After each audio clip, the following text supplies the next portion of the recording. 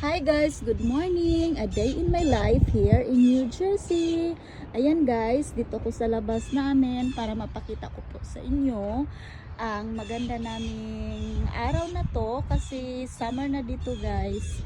At saka eto guys, napakagandang flowers. Tanim to ng sister-in-law ko. At saka ito pa.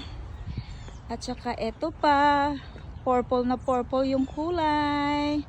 Tapos ito guys, before, I was asking my husband kasi patay to siya as in skeleton. Sabi ko, ba't hindi pa to inano, yung kinuha na guys ba, yung in Tagalog or whatever, yung inibot, ganun kasi.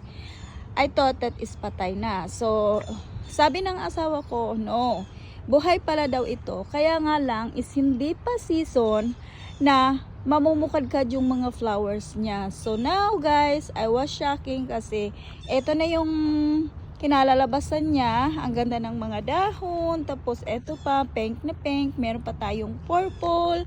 Yan, ito three. But I don't know what is that name. Kaya, ano lang siya. Maganda siya.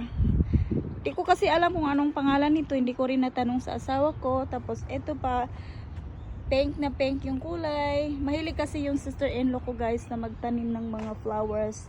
Lalo na pag summer kasi pag summer, yung mga bulaklak talaga guys is mabubuhay talaga. Pero pag sobrang lamig, hindi na, malalanta na.